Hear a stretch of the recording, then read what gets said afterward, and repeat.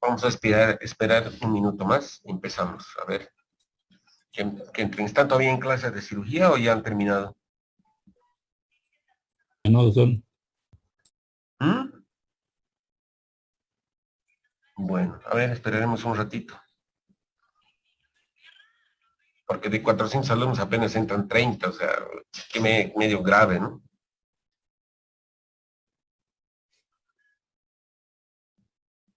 A ver, les voy a hacer una pregunta. ¿Han podido entender la clase de ayer o ha sido muy complicada? Es que tratar en una clase de aprender leucemias es complicado, así que tienen que leer tranquilos y tratar de entender qué es una leucemia. La leucemia es una proliferación clonal que afecta, ¿sí?, la serie blanca. Por lo tanto, la alteración clonal está en la célula madre comprometida con el linaje o linfoide o mieloide, de manera que las células hijas van a tener esa alteración clonal, van a tener ese defecto. ¿Y por qué se produce ese defecto? Se produce porque existen mutaciones, traslocaciones, inversiones cromosomales, o sea, un daño genético. Y ese daño genético no se sabe específicamente por qué está producido. Hay múltiples agentes, y esta noche vamos a ver cómo múltiples agentes pueden producir ese fenómeno. Y hay un montón de alteraciones citogenéticas que son marcadoras de leucemias agudas, como hemos visto ayer. Y eso implica un alto riesgo. Las alteraciones citogenéticas marcan un riesgo. Cuando hemos hablado de mielodisplasia, acuérdense, las alteraciones citogenéticas también marcan riesgo. Y el tener una leucemia obviamente implica un síndrome de falla medular. ¿Por qué se mueren los pacientes? Se mueren por sangrado, se mueren por infecciones y se mueren por anemia severa. En algunas ocasiones por un síndrome de lisis tumoral, ¿sí?, o infiltración a órganos vitales. Afortunadamente, las leucemias actualmente son tratables y potencialmente curables porque se conocen las alteraciones citogenéticas y ahora a través de eso nosotros tenemos medicamentos blancos, medicamentos dirigidos a anticuerpos monoclonales, inhibidores de tirosinquinasa, inhibidores de BCL2, inhibidores de la mutación FLT3, por ejemplo, en leucemia mieloblástica aguda, y todo esto obviamente mejora el pronóstico. Antes solamente se hacía quimioterapia, ahora no. Y obviamente el trasplante de médula ósea, ¿sí?, sigue siendo un arma, sobre todo en aquellos pacientes que tienen resistencia y refractariedad o recaída, ¿verdad? Muy bien, a ver, hora de la clase. ¿Ven la diapositiva? Sí. ¿Sí? Entonces estamos hablando de las enfermedades hematológicas malignas. A ver, en el contexto general, chicos, para que ustedes se ubiquen, esto no es tan complicado si ustedes sistematizan la información. Cuando se habla de neoplasia, neoplasia significa, ¿sí?, células que han escapado al control normal de la división, de la proliferación celular. Hay células, obviamente, que escapan y que son células, ¿sí?, que van a proliferar más rápidamente que el resto. Hay otras que van a proliferar menos rápidamente, ¿verdad? ¿Dónde está la información? Está en el DNA, está en el núcleo de la célula. Y en el núcleo de la célula existe DNA. Y el DNA no es más que cuando está condensado son cromosomas. Y cuando está libre, simplemente es DNA que tiene bases púricas y pirimídicas. Y esas bases pueden mutarse. Cada una de esas bases, acuérdense, está en una posición dentro de la cadena del DNA. El solo hecho de que cambie un nucleótido, es decir, una base, ni siquiera un nucleótido, una base por otra base, altera la codificación para una proteína. Acuérdense, el DNA codifica proteínas funcionales, proteínas reguladoras, proteínas que intervienen en el funcionamiento celular. Muy bien. Cuando las neoplasias se originan en tejido epitelial, ¿sí?, se conocen como carcinomas. Acuérdense, todos los tejidos que tienen epitelio y cuando tienen células neoplásicas se llaman carcinomas. Si se originan de tejido glandular, o sea, de glándulas, ¿sí?, se llaman adenocarcinomas. Mama, colon, páncreas, tiroides, ¿sí?, estómago, etcétera, etcétera, etcétera. Cuando las neoplasias se originan de tejido mesenquimatoso, es decir, ¿sí?, de mesodermo, se dice que son neoplasias de tipo sarcomatoso. Y tenemos los liposarcomas, los fibrosarcomas, los leiomiosarcomas, los condrosarcomas, tumores, ¿sí?, del estroma, es decir, tumores del tejido conectivo. Obviamente hay excepciones, ¿sí? Hay excepciones. Hay tumores que se originan obviamente de tejido hematopoyético. Y los tumores de tejido hematopoyético son de dos tipos. O son leucemias, o son linfomas, o son mielodisplasias, sobre todo las de alto riesgo. Nos vamos a centrar en las leucemias, ¿verdad? Leu, sangre. Emia, sangre blanca. Cuando el proceso es agudo, muy agresivo, y se produce un síndrome de falla medular por mieloptisis, mieloptisis, ocupación de la médula ósea por células extrañas, en este caso células inmaduras que se conocen como blastos, se llaman leucemias agudas blásticas. Y hay de dos tipos, leucemias linfoides agudas y leucemias mieloides agudas.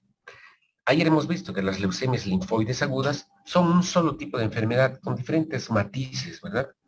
Por ejemplo, tenemos leucemias que son más agresivas, pero son fácilmente tratables porque seguramente los blastos tienen, sí, expresión de antígenos, es decir, proteínas todavía muy inmaduras, ¿sí?, de maduración inmunológica, sobre todo las de estirpe B, que se presentan en niños y jóvenes. Por eso respondes mejor a la quimioterapia. En cambio, las leucemias mieloides, llamadas también leucemias no linfoblásticas, son un conjunto de enfermedades, cada una es diferente, ¿sí? Si bien morfológicamente existen alguna similitud, cada leucemia mieloblástica es diferente. Por ejemplo, tenemos la M0, la M1 y la M2, que tienen un comportamiento similar con alteraciones citogenéticas, por ejemplo, en el cromosoma 821, translocación 821. Tenemos otra leucemia que se llama leucemia promielocítica, total y absolutamente diferente desde el punto de vista biológico y de tratamiento. Ayer les he mostrado, la leucemia promielocítica resulta de la translocación 15-17, y es la leucemia potencialmente curable, y no con quimioterapia inicialmente, sino con un derivado de la vitamina A que se conoce como ácido holotransretinoico. Y se ha visto que también el uso de trióxido de arsénico lo que hace es modificar, ¿sí?, la expresión del transcrito que es el PMLR alfa. Y actualmente los pacientes tienen con este tratamiento hasta más del 90% de posibilidades de estar curados. Y eso es cierto. Tenemos las leucemias de muy mal pronóstico con componente monocitoide, que a pesar de la quimio y a pesar de los nuevos avances no van a mejorar. Y estos pacientes, ni bien entran en remisión completa, los tenemos que trasplantar. Y tenemos leucemias de muy mal pronóstico, la eritroleucemia, la leucemia megakarioblástica, con otro tipo de comportamiento. Cuando las leucemias tienen un curso evolutivo de meses o años, y también existe, de alguna manera, alteraciones en la sangre periférica, pero en primera instancia no hay un síndrome de falla medular periférica, o sea, con manifestaciones de citopenias periféricas, se habla de leucemias crónicas. Y las leucemias crónicas pueden ser tipo linfoide y de tipo mieloide. Linfoide cuando compromete la célula madre con compromiso, ¿no? Con compromiso de tipo linfoide, o la célula madre con compromiso de tipo mieloide. Entonces tenemos los desórdenes linfoides crónicos o síndromes linfoproliferativos crónicos y los desórdenes mieloides crónicos o síndromes mieloproliferativos crónicos. Y esta noche vamos a hablar justamente de estas alteraciones hematológicas crónicas.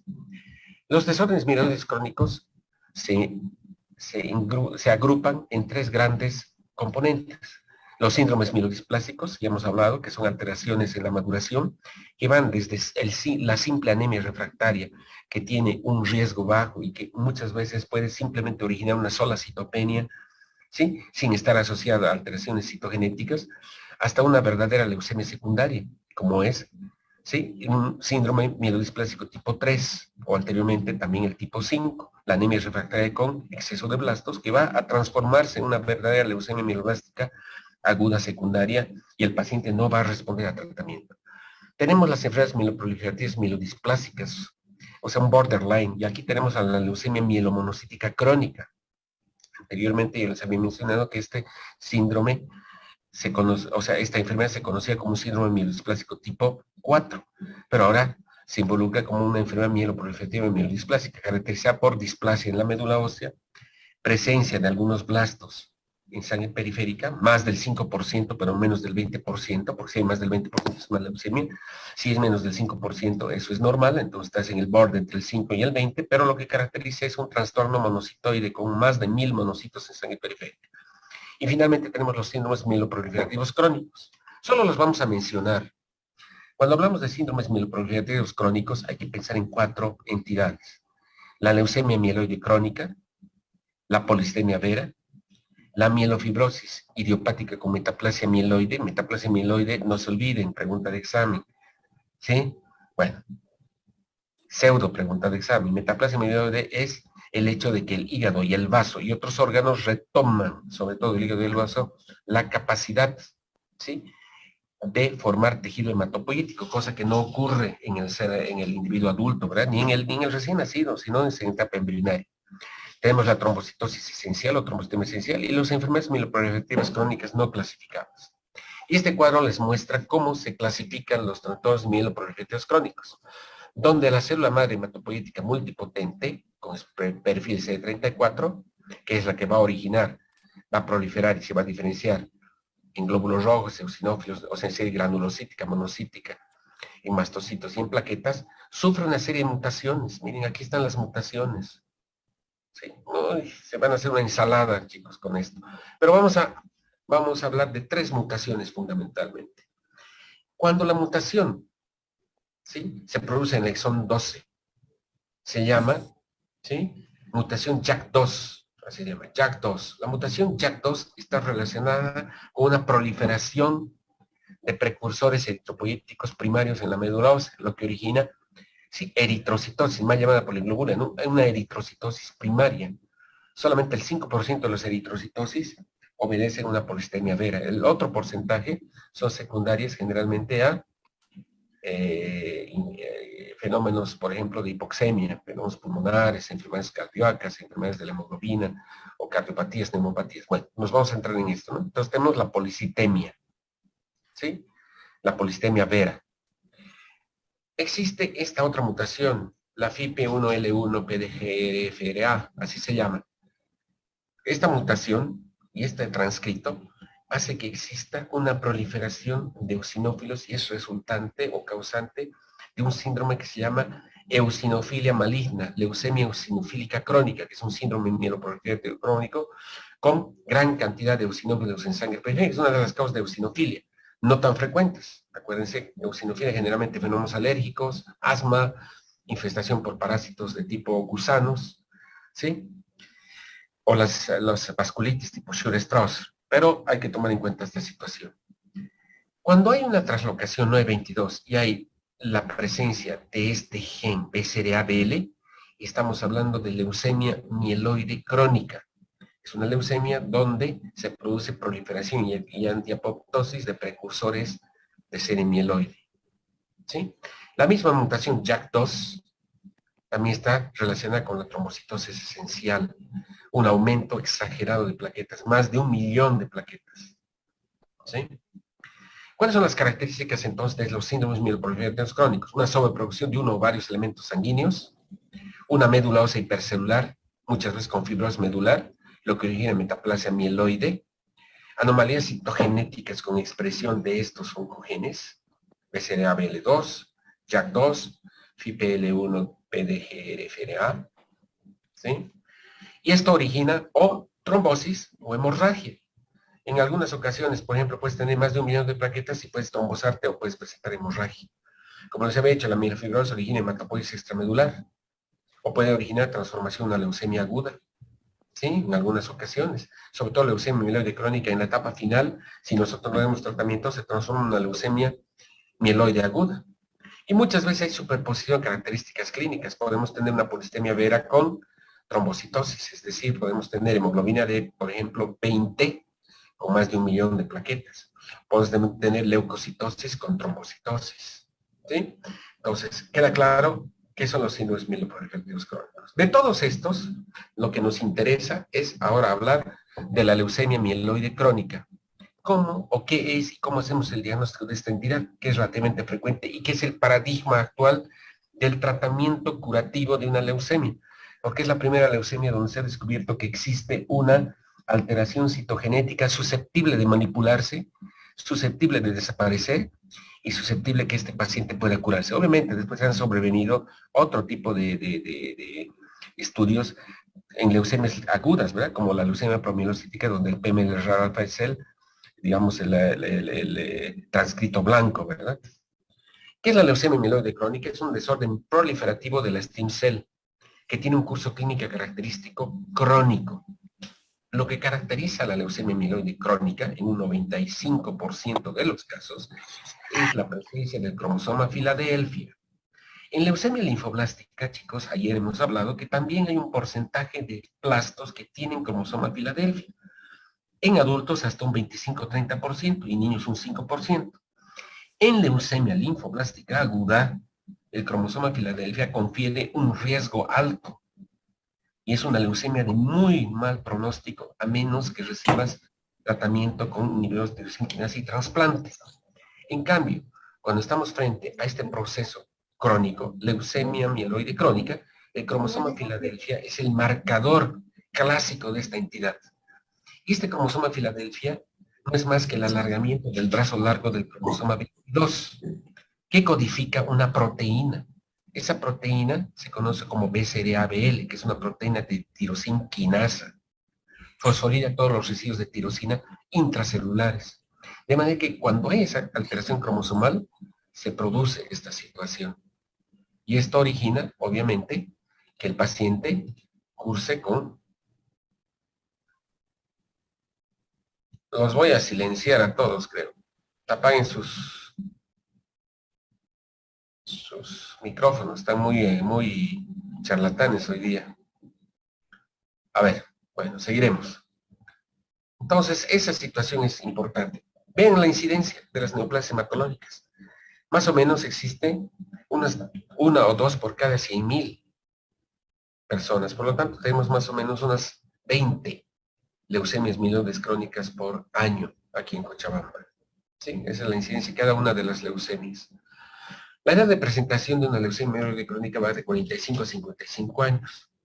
Y eso va a aumentar con la edad, acuérdense. Cuanto más adultos somos, las neoplasias mieloides aumentan. Relación de varón-mujer, 1.3 de varón con 1. Ahora bien, ¿cómo se hace el diagnóstico? Muchas veces en forma incidental. Viene el paciente porque se estaba haciendo un chequeo, porque de repente tenía que viajar. Doctor, tengo que viajar y estos 3 meses voy a estar fuera, o este mes voy a estar de vacaciones y quiero hacerme mi chequeíto. Entonces, ¿qué es lo que se hace? Lo que se hace es un chequeo y resulta que en el hemograma había un poquito de anemia, hiperleucocitosis con 100,000 glóbulos blancos y plaquetas por encima de 500,000. Y uno dice, pucha, un laboratorio de rutina, un hemograma, eso no es normal. Hasta la mitad de los pacientes son asintomáticos y se diagnostican en esta primera fase crónica simplemente con un hemograma. ¿Sí? Como el paciente está asintomático, está bien, prácticamente el 85% están en esa fase crónica, incidental, o sea, un paciente sin manifestaciones. Hablo mucho a veces fatiga o al mucho esplenomegalia, porque la esplenomegalia es una causa, ¿sí? Una consecuencia, una causa, y es patognomónica. Cuando tienes hiperleucocitosis y esplenomegalia, ojo, leucemia mieloide crónica, hasta no demostrar lo contrario. ¿Cómo se hace el diagnóstico? Obviamente datos clínicos, una buena historia clínica, un examen físico, y luego empezamos a hacer todo este estudio que hemos dicho se hace una leucemia. Un hemograma, un aspirado de médula ósea, una biopsia ósea, un estudio inmunofenotípico, citogenética y citogenética avanzada, un cariotipo, un FISH, y biología molecular para poder identificar el BCD-ABL, que es el resultado. Les había dicho que el paciente es asintomático en más o menos el 50% de los casos. Y cuando hay síntomas, fatiga, pérdida de peso, anorexia, distensión abdominal. Y cuando examinamos al paciente, generalmente hay esplenomegalia palpable, vaso grande. ¿Qué vamos a ver en el laboratorio? Una fórmula diferencial normal, reacción leucoeritroblástica. Esa es una característica. ¿Qué es la reacción leucoeritroblástica? De encontrar precursores de serie granulocítica, con leucocitos, mielocitos, metamielocitos, promielocitos. A diferencia de las leucemias agudas, donde hay trombocitopenia, aquí hay trombocitosis. Esa es una característica.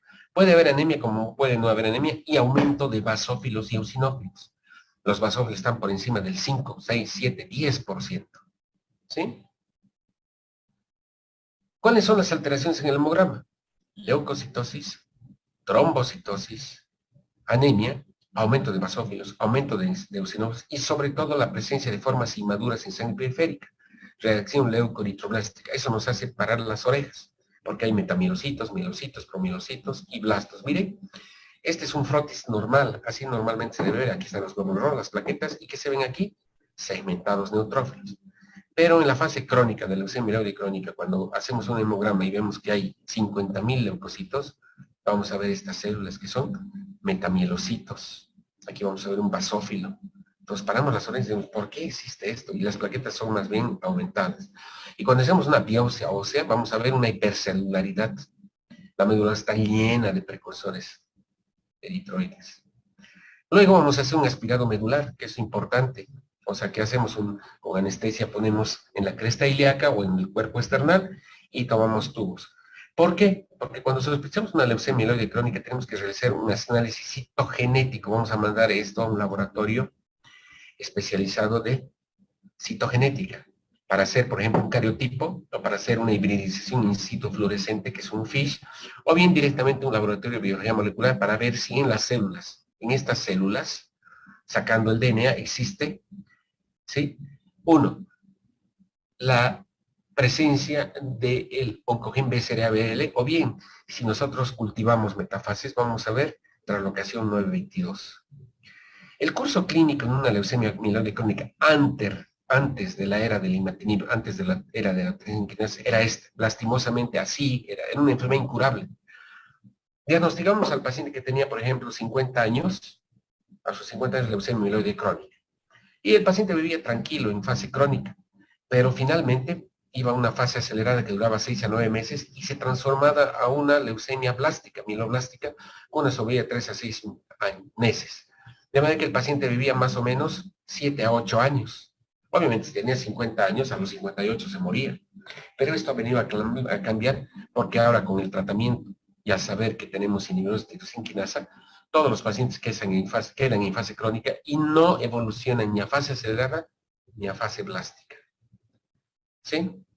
Estos son, como les he dicho, los parámetros de laboratorio que nos permiten diferenciar si el paciente está en una fase crónica, el 85% de los pacientes, o en fase acelerada o en fase blástica. Siempre va a haber aumento de glóbulos blancos. Y la presencia de blastos en la fase crónica, 1 a 15%, menos del 20%. ¿Sí? En la acelerada más del 15% y en la crisis blástica más del 30%. Siempre hay aumento de basófilos, peor se puede decir es una fase acelerada. Aumento de plaquetas en la fase crónica normal, pero en la fase blástica se comporta como una leucemia mieloblástica aguda. La medulosa siempre presenta hiperplasia mieloide, gran cantidad de precursores de serie mieloide.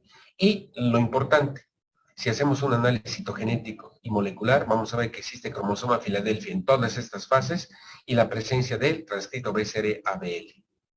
¿Sí? Por lo tanto, eso resumimos en esta diapositiva, ¿no? Es una expansión clonal con disregulación de las células madre hematopoieticas que origina una proliferación, ¿sí? En este caso, de glóbulos blancos de tipo granulocítico, o sea, la serie mieloide. Todo debido a que existe una translocación 922. Y tenemos una fase benigna crónica, una fase acelerada y una fase plástica, donde el paciente va a fallecer, seguramente porque se convierte en una leucemia aguda. Muy bien. La base fisiopatológica de la leucemia mieloide crónica es el cromosoma Filadelfia. ¿Qué es el cromosoma Filadelfia? Es un modelo. La leucemia mieloide crónica, chicos, es la primera enfermedad neoplástica o cáncer asociado a alteraciones. Antes no se sabía por qué se producía el cáncer, pero ahora sí se sabe. Todos los cánceres. Vas al DNA. Es la enfermedad en la que el trasplante medular demostró su poder curativo. ¿Por qué? Porque tenía un efecto inmunológico, enfermedad injerto contra la leucemia. Era la primera indicación.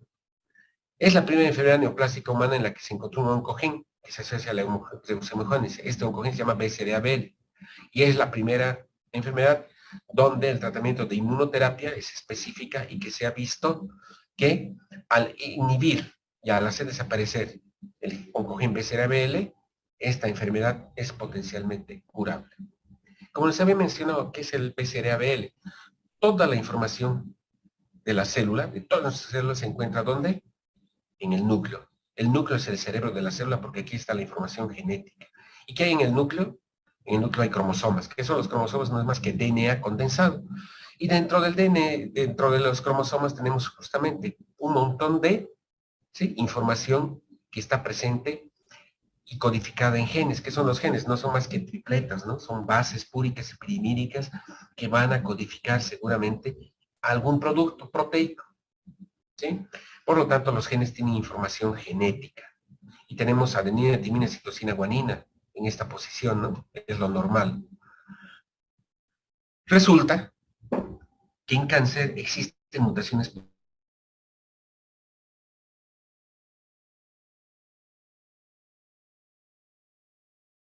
cambio o pérdida de material genético puntual, pérdida de bases púricas o pirimídicas.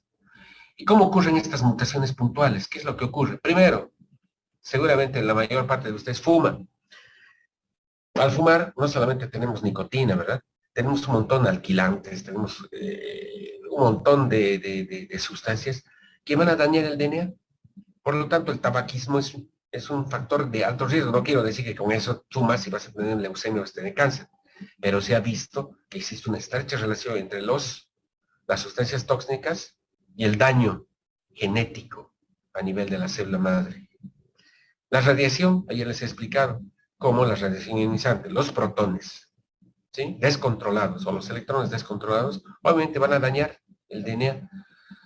Quienes se han muerto, los sobrevivientes de Hiroshima y Nagasaki terminaron muriéndose por leucemia, o recientemente, ¿no?, los pacientes que han sido sometidos a radiaciones no controladas, por ejemplo, por accidentes en usinas nucleares, van a producir esto. Acuérdense, no solamente radiación producto de la fisión nuclear, sino también, ¿sí?, en algunas ocasiones hay protones o electrones de radiación electromagnética, ¿sí? El sol, microondas, después tienen ustedes cuando viajan al espacio, ¿verdad? La capa de ozono protege, por ejemplo, de todas estas radiaciones, o sea, de electrones, protones. Entonces, obviamente esto va a dañar el DNA. Habíamos hablado de virus, que hay virus que oncogénicos. El virus se tiene que meter dentro de la célula y va a simular el DNA de la célula para poder replicarse. ¿Y qué hay? Hay virus oncogénicos que van a poblar, van a infectar una célula sana. Y esto va a producir trastornos en el material genético, que van a producir alteraciones en el ciclo celular. Y esto va a hacer que las células hijas esquiven los mecanismos de control y la acumulación de mutaciones, cáncer. Hemos hablado de dos virus leucemogénicos, ¿verdad? El HTLV1, relacionado con leucemia, linfoma T del adulto, el Epstein-Barr, que está relacionado, por ejemplo, con el linfoma tipo Burkitt. El HIV también está relacionado con algunos linfomas, como el linfoma difuso de células grandes. Hay bacterias como el Helicobacter pylori relacionado con los linfomas tipo MALT, pero sobre todo, hemos dicho, los virus leucemogénicos. Pero no por tener una infección viral vas a tener una leucemia. Es el acúmulo, ¿no? Fumas, no te proteges. Y todo esto origina intercambio de material genético, lesiones celulares. Y este intercambio de material genético va a originar protoncogenes, enhancers se llama, y esto va a codificar señales. Por ejemplo, puede producir un daño en el gen supresor de tumor, y al no haber esa proteína que suprime el tumor prolifera. Pero también va a haber expresión de genes que van a producir fenómenos de angiogénesis y metástasis. Todas las células están ancladas, ¿verdad? Las células, por ejemplo, de estirpe mieloide van a estar nomás ancladas en la médula, pero se pierde el anclaje y empiezan a salir a la periferia. Y a otras células tienen la capacidad de escapar del sitio inicial y poder ir a diferentes órganos. ¿Sí? Cuando hablamos de leucemia mieloide crónica, estamos hablando de cromosoma filial, es un cariotipo, si se dan cuenta, 922. Aquí vamos a ver alargamiento del brazo largo del cromosoma 22. Cuando esto se observa, eso significa que ha habido intercambio citogenético entre un pedacito del cromosoma 9, donde hay un cogen que se llama ABL. El ABL no produce nada, no codifica nada. En los ratones, ¿de dónde viene ABL? Resulta que en los ratones estaba relacionado el cromosoma 9 con la producción, ¿sí?, de la leucemia murina de Ableson. Y el BCR se conoce como Break Cluster Region. Es una región codificadora de ruptura que está presente en el cromosoma 22 y que no codifica nada. Por alguna razón, ya les he dicho, miren todo esto. virus, radiación, etcétera, etcétera, existe intercambio. Miren, un pedacito del cromosoma BCR se va al 9 y un pedacito del cromosoma ABL del 9 se va al 22. Y al fusionarse, miren, aquí está en anaranjado el BCR y el ABL. Cuando el ABL se fusiona con el BCR en el cromosoma 22, ¿sí? Produce una señal BCR-ABL y esto produce una proteína que se llama proteína de tirosinquinasa. Y la proteína de tirosinquinasa tiene una propiedad de fosforilar en el interior de la célula todos los residuos de tirosina y producir un fenómeno de proliferación descontrolada de la serie mieloide con fenómeno antiapoptótico. Son células inmortales que van a proliferar, proliferar, proliferar, proliferar y ocupar. ¿Quién ha descubierto esto? En 1960, el doctor Peter Nowell, en Filadelfia, por eso se llama cromosoma Filadelfia, miren, desde 1960, antes no se sabía, ¿no? ¿Sí? Y luego Janet Rowan describió el cromosoma de Filadelfia, que no es más que una traslocación del cromosoma 22, ¿sí? Y fue la que descubrió cómo este oncogen era el responsable de dos enfermedades, de leucemia mieloide crónica, ¿dónde está? CML, y leucemia linfoblástica aguda de alto riesgo. De la misma manera, no es más que cuando la ruptura se produce, ¿sí? A este nivel, en estos exones, ¿sí? Y codifica una proteína P210, es una proteína, la tirosinquinasa, se habla de leucemia mieloide crónica. Y la diferencia con la leucemia linfoblástica aguda es que la proteína codificada es diferente. Tiene un peso molecular de 185, 190, diferente a 210. Entonces, cuando encontramos la proteína P210, leucemia mieloide crónica. Cuando encontramos la proteína 185, 190, leucemia linfoblástica aguda. Ojo, ojo, chicos. Muchas veces podemos estar frente a una leucemia mieloide crónica en fase plástica, y la fase plástica sea transformada a una leucemia plástica de tipo linfoide, y sea una leucemia linfoblástica aguda. Y no sabemos si es una leucemia linfoblástica aguda de novo, o es un paciente que tenía una leucemia mieloide crónica, que no ha hecho tratamiento y que ha evolucionado leucemia a una fase plástica de leucemia mieloide crónica en fase linfoblástica. ¿Cómo vamos a establecer el diagnóstico diferencial desde el punto de vista molecular? Identificando estas dos proteínas. Si la proteína es P210, es una leucemia mieloide crónica en fase blástica. Pero si es una P185, es una leucemia linfoblástica aguda Filadelfia positiva, que se presenta en un adulto. ¿Sí? Miren, esta es la prevalencia del cromosoma Filadelfia. El 95%, obviamente, sí, está representado en leucemia mieloide crónica. O sea, no es más que el marcador. Se había dicho 15 a 30% de leucemia linfoblástica del adulto tienen cromosoma Filadelfia, el 5% en pediátrica, y es más rara la leucemia mieloblástica aguda. Entonces, ojo, pregunta, si tienes un cromosoma Filadelfia y es una leucemia mieloide crónica, ¿qué representa eso? El diagnóstico, porque es patognomónico, es la enfermedad, es la traslocación o la alteración genética marcador. Cuando el cromosoma Filadelfia está presente en leucemia linfoblástica aguda del adulto, mal pronóstico. Eso se presenta en un 15%. Por eso los adultos tenemos mal pronóstico, porque tenemos cromosoma Filadelfia. ¿Por qué los niños tienen mejor pronóstico? Porque el 90%, el 95% no tienen cromosoma Filadelfia.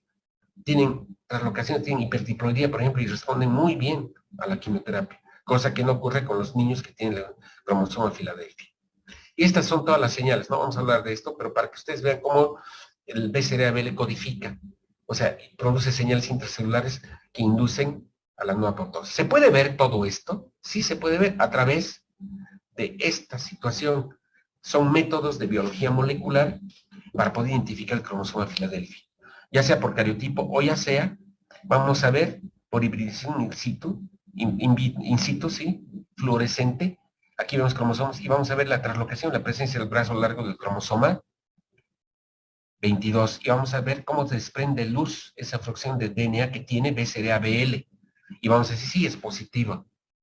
O bien, podemos hacer una reacción de cadena polimerasa, PCR. Ahora está de moda el PCR, ¿no? El PCR es identificar fracciones de DNA. El PCR ahora se asocia con coronavirus. Hazle el PCR para coronavirus, que es lo que estás viendo, ¿sí? La fracción del DNA del virus. Pero el PCR tiene mucho tiempo atrás. El PCR se utilizaba para diagnóstico, por ejemplo, de enfermedades neoplásicas, enfermedades genéticas o infecciones virales. Y no es más que extraer el DNA de la célula, amplificarlo y por medio de esta reacción de cadena polimerasa poder identificar bandas bandas, o sea, de DNA, para saber si estas bandas son positivas. Y si esa banda es positiva, luego de extraer el DNA y hacer este proceso de reacción de cadena polimerasa, sí, y esto es positivo, estamos frente a una translocación 922 con expresión de la proteína BCR-ABL. El 95% de los pacientes con leucemia mieloide crónica tienen BCR-ABL positivo.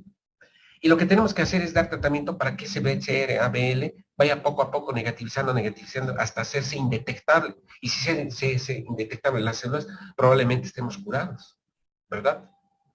Muy bien, conociendo todo eso, ¿cuál es el tratamiento de la leucemia mieloide crónica? El doctor Brian Drucker, ¿sí? Es un médico hematólogo americano que descubrió un medicamento que se llama imatinib, antes llamado ST-571 en 1998, en Oregon. ¿Qué es el imatinib? El imatinib es un inhibidor de tirosina quinasa que elimina al cromosoma Filadelfia en estos pacientes. Y no solo en leucemia mieloide crónica, también en leucemia linfoblástica aguda. Obviamente, ¿qué es lo que se busca? Respuesta hematológica, que se normalice el hemograma, desaparición de esplenomegalia, que el examen físico sea normal, pero sobre todo que desaparezcan los transcritos, que desaparezca ese 95 o 100% de BCR-ABL. ¿Qué opciones terapéuticas teníamos antes? O tenemos el trasplante, el interferón, quimioterapia con hidroxilo de busulfán, que simplemente normalizaban las cuentas celulares, y actualmente esto sí es importante porque ha venido a cambiar todo el concepto de leucemia mieloide crónica, los inhibidores de tirosina quinasa. ¿Cuáles son esos? De primera generación, imatinib, nilotinib, dasatinib. ¿Sí? ¿Cuáles son los objetivos del tratamiento entonces de leucemia mieloide crónica con estos medicamentos? Porque el tratamiento ahora se hace con inhibidores de tirosina quinasa. De primera generación se llama imatinib. El imatinib es un inhibidor de tirosina quinasa que bloquea la actividad justamente del BCR-ABL a nivel de la célula mieloide. Y tenemos de segunda generación el dasatinib, el nilotinib, el bosutinib y el ponatinib. La finalidad del tratamiento en estos pacientes es reducir la masa leucocitaria, es decir, lograr remisión hematológica. Pero el objetivo final es alcanzar revisión molecular, es decir, hacer desaparecer. Por eso ahora la enfermedad se ha vuelto una enfermedad crónica, como la diabetes, como la hipertensión. Hay muchos pacientes, ustedes conocerían, verían, hay un montón de pacientes que vienen a la consulta simplemente a recibir su tirosina quinasa y parecen pacientes crónicos, solo que nunca suspenden el medicamento como los diabéticos. Los pacientes con buena respuesta tienen expectativa de vida similar a la población sana, o sea, se mueren de otras cosas y no se mueren de leucemia mieloide crónica. Mejoría la supervivencia, tiene una gran repercusión económica, previene la progresión a fase acelerada y plástica, y obviamente hay que individualizar el tratamiento porque el objetivo es lograr remisión molecular mayor. Cuando hablamos de remisión molecular mayor, tenemos que tomar en cuenta esta diapositiva. Miren, aquí está la leucemia mieloide crónica. Miren la cantidad de células y la cantidad de transcrito. ¿Sí? Cuando nosotros damos, por ejemplo, hidroxurea, o cuando damos nosotros imatinib o dasatinib en primera instancia, los primeros meses, lo que hacemos es que el hemograma se normalice. Miren, hemos disminuido un logaritmo de la cantidad de blastos. ¿Sí? Y hemos normalizado seguramente el hemograma, pero esto no es suficiente. Seguimos dando tratamiento y se logra una respuesta citogenética completa. Miren, 2 logaritmos. Si hacemos el transcrito, vamos a ver entre 1 y 0.1. Estamos con una respuesta citogenética completa. O sea, tratamos victoria, está con menos del 1% de cromosoma Filadelfia, después de tener 100%. Pero estamos todavía aquí, tenemos que bucear hasta aquí, hasta ser indetectable. Seguimos dando, y ya no con cariotipos, sino con biología molecular, nosotros podemos ver la expresión por medio de PCR de la cantidad de transcrito. Y miren, bajamos a 0.01, 0.001, 0.0001, para que realmente, ¿sí?, la enfermedad sea total y absolutamente indetectable. Entonces, con inhibidores de tirosina quinasa, ¿sí?, si nosotros modificamos y disminuimos la cantidad de transcrito y normalizamos la médula ósea, normalizamos el hemograma y vemos que desaparece y se hace indetectable, muy probablemente los que están en rango indetectable son pacientes que se van a curar con una tabletita o un inhibidor de tirosina quinasa. No es quimioterapia, sino es un tratamiento blanco que va dirigido contra las células. ¿Sí? Muy bien. Entonces, súper claro lo que es síndromes mieloproliferativos y leucemia mieloide crónica. En estos próximos 10 minutos vamos a hablar de la contraparte de lo que significa los síndromes linfoproliferativos crónicos. Nos olvidamos de la mieloide y nos vamos a lo linfoide. Cuando es agudo se llama leucemia linfoblástica aguda, pero hay un sinnúmero de entidades crónicos donde, ¿sí?, la clonalidad altera tanto el linaje B como el linaje T, es decir, altera la diferenciación de los linfocitos B y de los linfocitos T. Y al alterar, obviamente, el linaje B y el linaje T, tenemos una serie de enfermedades linfoproliferativas crónicas que se clasifican de esta manera. Tenemos la leucemia linfática crónica, la leucemia prolinfocítica B, donde hay proliferación de prolinfocitos B, la leucemia de células vellosas, así se llama, o picoleucemia, ¿sí? Son linfocitos que tienen prolongaciones citoplasmáticas que se conocen como linfocitos vellosos, linfocitos peludos, así se llaman. O tenemos enfermedades clonales que afectan la maduración T, y tenemos la leucemia prolinfocítica, la leucemia linfocítica de células T grandes granulares, así se llaman, la leucemia que compromete, por ejemplo, a los linfocitos natural killer, y tenemos esa leucemia linfoma T del adulto relacionada con este retrovirus, ¿sí?, como el HIV, que se llama HTLV1. ¿Sí? Muy bien. ¿Cuáles son las clasificaciones? ¿Cómo se clasifica, hemos dicho? En la médula ósea existe alteración de la célula madre que altera justamente la serie linfoide y altera las células comprometidas con linaje B o con linaje T. Cuando altera la linaje B, se producen linfocitos maduros pero neoplásicos. Leucemia linfocítica crónica, leucemia prolinfocítica, leucemia de células peludas. Pero también puede alterar linfocitos T citotóxicos, linfocitos T helper, linfocitos T reguladores, leucémica, y produce diferentes tipos de leucemia T, prolinfocítica T, leucemias T grandes granulares, leucemias, simplemente para mencionarles, ¿verdad? Así son las leucemias, las neoplasias linfoides crónicas. De todo esto, vamos a hablar solamente de una sola enfermedad que se llama leucemia linfocítica crónica. ¿Qué es la leucemia linfocítica crónica? Es una neoplasia hematológica que se caracteriza por la proliferación y acumulación de linfocitos maduros. Muchas veces se hace también diagnóstico en forma incidental porque vas a querer hacer un chequeo y resulta que tienes leucocitosis. Tienes 30.000 glóbulos blancos. Pero aquí el 80% son linfocitos maduros. Entonces, pues aquí hay linfocitosis. Y no es una infección viral. Por lo tanto, vamos a hacer un aspirado medular. En el aspirado medular vamos a ver que la médula ósea está infiltrada por un montón de linfocitos maduros. Pero también vamos a ver la infiltración a nivel de ganglios linfáticos, ¿sí? La infiltración a nivel del vaso del hígado y también de otros órganos, ¿sí? Entonces tenemos, ¿sí?, leucemias que van a originar esto, y al igual que cualquier otro tipo de leucemias, un síndrome de falla medular, pero por infiltración de linfocitos maduros. ¿Cuál es la base, ¿sí?, fisiopatológica? Lo mismo que todas las leucemias, pero aquí la base fisiopatológica es la alteración del cromosoma 12 y cromosoma 13. ¿Sí? Cuando está alterado el cromosoma 12 o el cromosoma 13, por ejemplo, hay una monosomía o una deleción del brazo del cromosoma 13 o una trisomía 12, esto altera la proliferación y la división celular de las células de estirpe B, linfoides de estirpe B, y origina, ¿sí?, origina una mutación con expansión clonal de linfocitos B con expresión de CD5, CD19, CD20, que son antígenos específicos de linaje, y esto va a originar una infiltración de linfocitos en la médula ósea, la presencia de muchos linfocitos en sangre periférica, adenopatías, esplenomegalia y hepatomegalia. ¿Entienden? Esto también origina inmunodeficiencia adquirida. O sea, ¿por qué? Porque los linfocitos no son normales, son linfocitos neoplásicos anormales. Entonces, ¿cuál es la base? El hecho de que existen anomalías citogenéticas en estos cromosomas. La leucemia linfocítica crónica es frecuentemente descrita como una enfermedad indolente, ¿sí? También, igual que la leucemia mieloide crónica, por eso es indolente, son leucemias crónicas. Muchos pacientes, dependiendo de la agresividad, dependiendo, ahorita vamos a ver los factores pronósticos, pueden tener transformaciones, ¿sí?, malignas, o sea, leucemias más agresivas, ¿no? La leucemia linfocítica crónica se transforma a una neoplasia más agresiva, a una leucemia linfoblástica aguda más adelante, por ejemplo.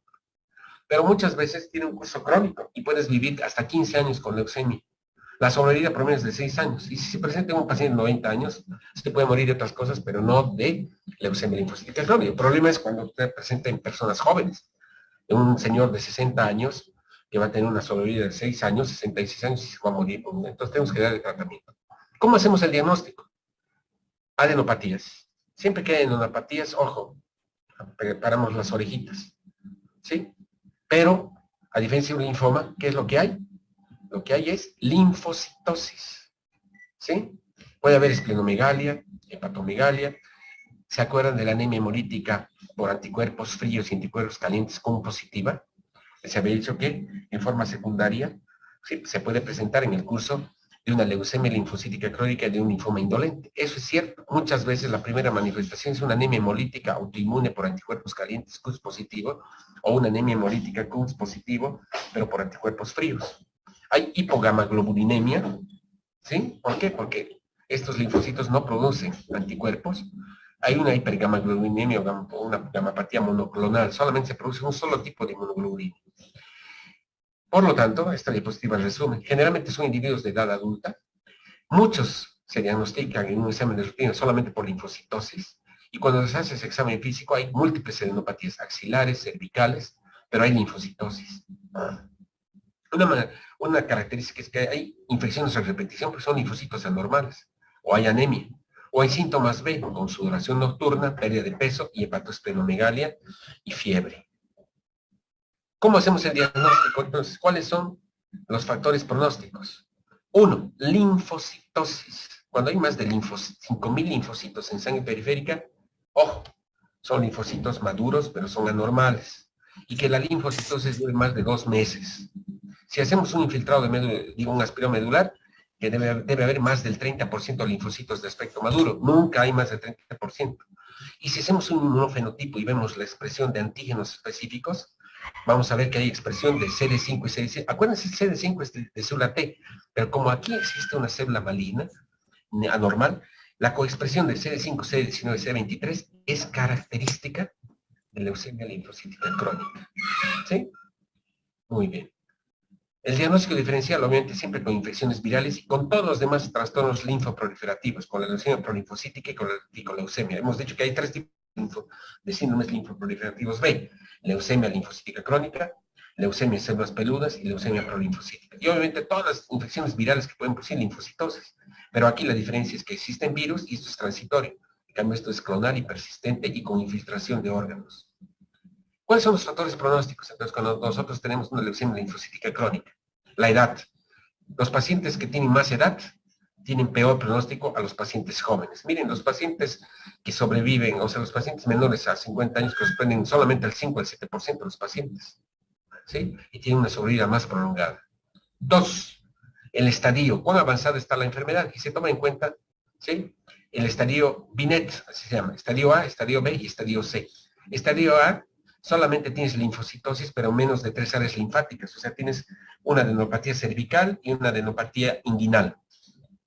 Binet B, más de 3 áreas linfáticas. O sea, tienes hepatoesplenomegalia, tienes adenopatías mediastinales, adenopatías retroperitoneales y adenopatías cervicales. Y tienes linfocitosis. Miren la sobrevida. Aquí en A, más de 10 años. B, 5 años. Y la C es cuando hay anemia y trombocitopenia y la sobrevida es corta. Entonces, el pronóstico depende también del estadio.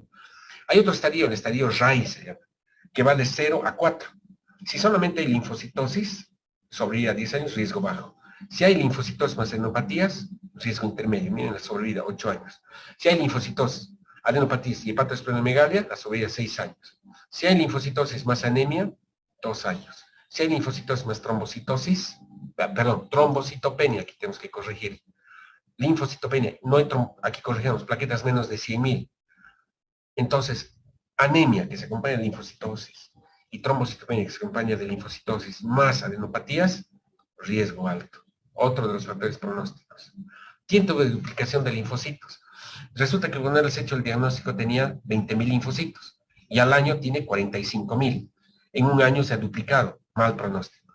Y el patrón de infiltración, si hay una infiltración difusa de linfocitos, peor pronóstico. Y los nuevos factores pronósticos relacionados justamente con mutaciones y alteraciones citogenéticas. La mutación del gen de la cadena de las cadenas de inmunoglobulinas, de las cadenas pesadas de inmunoglobulinas, mal pronóstico. Aspectos citogenéticos, expresión 78 y expresión de una proteína que se llama SAP70, así se llama esa proteína que se expresa en estos linfocitos anormales, mal pronóstico. ¿Sí? Miren, la mutación, cuando hay el grupo mutado, más o menos 20 años, el grupo sin mutar, 9 años. La expresión de CD38 sobre vida prolongada, cuando se expresa esta proteína en la membrana que marca con CD38 sobre vida a 10 años. La proteína SAP70 es una tirosinfosfoproteína. Los SAP70 se correlacionan fuertemente con la no mutación de la cadena pesada de inmunoglobulina en la superficie. Acuérdense, los linfocitos expresan proteínas, cadenas ligeras y pesadas de inmunoglobulina. Se pueden mutar estas cadenas pesadas. El SAP70 es de mal pronóstico. Miren, y finalmente el cariotipo, habíamos dicho, alteración cromosoma 13, cromosoma 12 y cromosoma 11. Y aquí está la sobrevida cuando existe alteraciones cariotípicas en la leucemia linfocítica crónica. Por lo tanto, en resumen, ¿cuáles son los factores de alto riesgo que van a hacer que tú recibas tratamiento o que estés frente a una enfermedad muy agresiva? Expresión CD38, expresión de SAP70, no mutación del gen de cadena pesada de inmunoglobulina, anormales citogenéticas de alto riesgo en el cromosoma 11, RAI con estadio 3 o 4 y un bine de estadio C, tiempo de duplicación de menor de 12 meses, beta 2 microglobulina elevada y transformación, ¿sí?, a células gigantes, a una leucemia o un linfoma de células grandes muy agresivo. Estos son factores de alto riesgo. Miren, aquí están los factores de alto riesgo que nos van a decir que estamos frente a una leucemia muy agresiva. ¿Por qué se mueren los pacientes con leucemia linfocítica crónica? Se mueren, por ejemplo, por infecciones virales. Se mueren por complicaciones autoinmunitarias, anemia hemolítica autoinmune. Se mueren por infecciones por gérmenes oportunistas, hongos, bacterias. O se mueren por transformación a una neoplasia de mayor malignidad. Eso se llama síndrome de Richter. Resulta que después de unos años estos linfocitos se transforman en leucemias, ¿sí?, prolinfocítica, por ejemplo, en un mieloma múltiple, o linfomas de células grandes difusos, que son neoplasias de mayor, son todas estas neoplasias de células B que son muy agresivas. ¿Cuándo damos tratamiento? Los pacientes que tienen síntomas B, hemos dicho fiebre, diaforesis, pérdida de peso, cuando hay una anemia hemolítica autoinmune o una trombocitopenia inmunológica subyacente. En los pacientes de bajo riesgo, lo único que tenemos que hacer, watch and wait, así se llama, mira y espera. Pero en los pacientes de alto riesgo, lo que se hace es dar quimioterapia o inmunoterapia.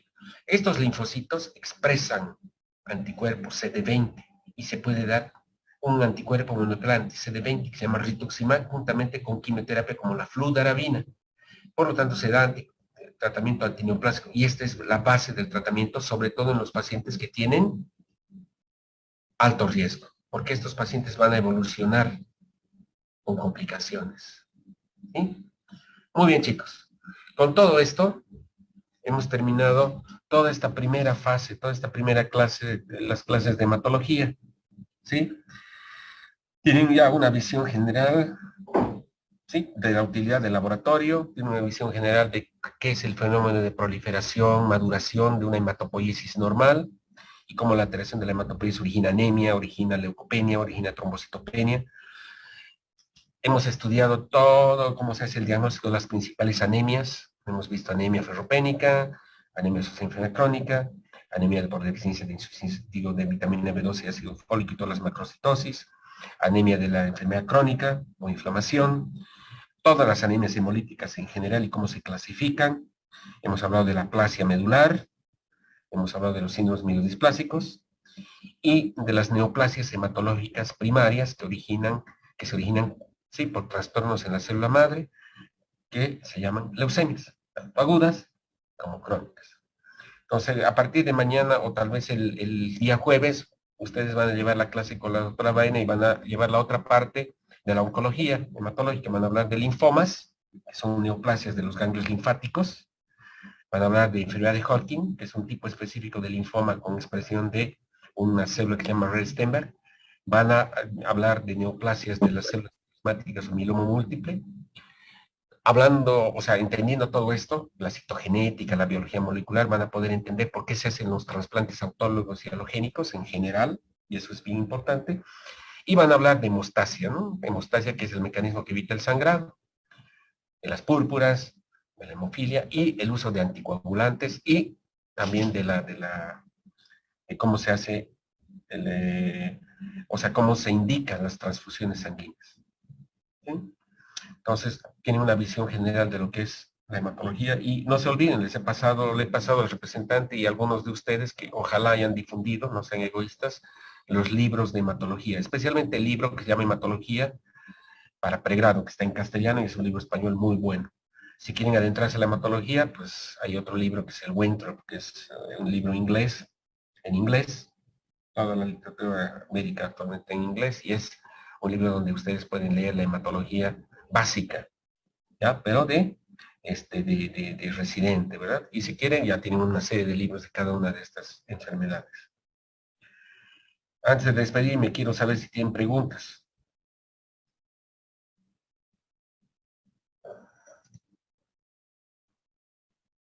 Todos están callados, no han entendido, o han entendido todo o no han entendido nada.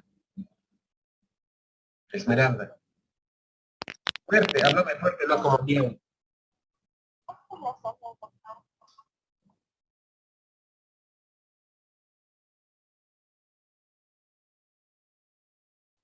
Oh, bien.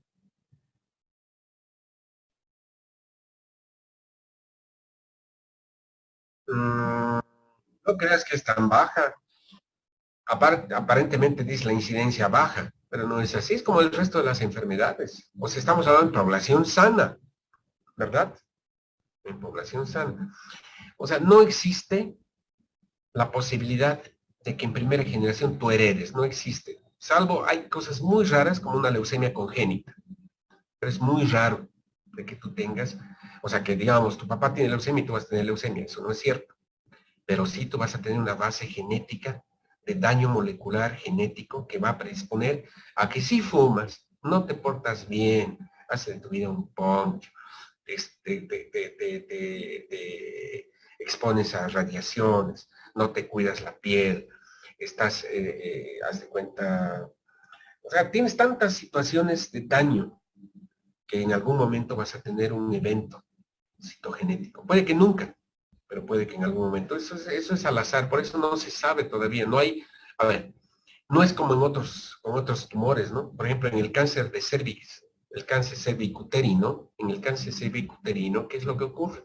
En el cáncer cervicuterino, ¿sí? Sabemos que la infección por un virus, que es el virus papilomavirus humano, va a producir daños, displasia, y va a producir con el tiempo un fenómeno de cáncer cervicuterino en 10 años.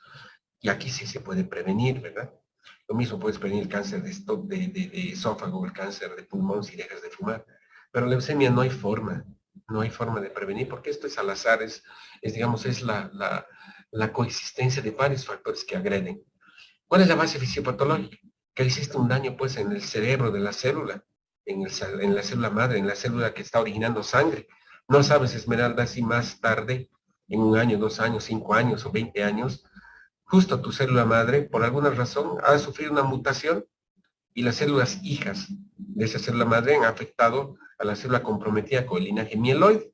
Y resulta que súbitamente tienes una translocación 922 y en el cromosoma 22 se alarga ese bracito y se codifica una proteína BCAA-BL y eso origina señales, ¿sí?, de tirosinquinasa en todas tus células mieloides y se produce una proliferación exagerada de células. En lugar de dividirse cada 24 horas, están cada hora y son células inmortales. Y resulta que tú vas al médico porque has sentido molestias abdominales, te hace una ecografía y tienes esplenomegalia, te hace un hemograma y tienes leucocitosis. Sacamos el DNA de las células periféricas, de las células mieloides, de los neutrófilos, o bien de las células de los neutrófilos o promielocitos de la médula, y resulta que tenemos una translocación de 22, expresión de BCR-ABL. ¿Qué voy a hacer? No te voy a trasplantar actualmente, sino ya sé que hay como se llama Filadelfia BCR-ABL, te voy a dar medicamentos dirigidos contra esto. Ahora los medicamentos están siendo dirigidos contra esos blancos genéticos, ¿verdad? Ayer les he mostrado, o sea, preliminarmente, cómo hay niveles de BCL2, hay anticuerpos monoclonales que van dirigidos. Cuando lleven linfoma van a ver cómo hay un medicamento que se llama rituximab o ¿cómo se llama? Obinutuzumab, ¿sí? O brentuximab contra las células RSTM, o rituximab contra los linfocitos B de las leucemias linfocíticas crónicas, o de linfoma B de células grandes, o linfoma B folicular. ¿Me has comprendido? Lo importante es entender por qué se produce el cáncer y por qué se producen las leucemias. ¿Ya? ¿Alguna pregunta más, chicos? Nada. Bueno, para divertirse en vacaciones, a todos los que asisten y pásenles, está libre, creo, en internet. Hay un libro que es de Siddhartha Mujer, que así se llama, El Emperador de todos los males, se los recomiendo. El Emperador de todos los males es un libro que eh, te da los datos biográficos del cáncer, la historia del cáncer, desde Egipto hasta las CAR T-cells descubiertas últimamente. Es un biólogo molecular y es un hemato-oncólogo que escribe. Es un libro que el 1200, como que el 2012 ganó el premio Pulitzer en literatura inglesa, ¿no? Y te habla y te permite entender, no desde el punto de vista médico, sino, claro, si eres médico vas a entender, pero es cómo se ha venido a descubrir el cáncer desde el principio, cómo era el cáncer antes y cómo es actualmente, sobre todo los cánceres hematológicos, las leucemias, los linfomas, cómo se ha venido descubriendo todos los medicamentos y cómo se ha tenido, cómo es la historia. Se llama El Emperador de todos los males. A ver si buscan en internet. Bueno, chicos, vayan a dormir o a estudiar. Y conmigo nos vemos hasta el parcial. ¿Sí? Mañana, no, mañana es miércoles, mañana nos vemos con mi grupo práctico. Les voy a preguntar esto, seguramente no han entrado a la clase. Bueno, ¿alguna pregunta más?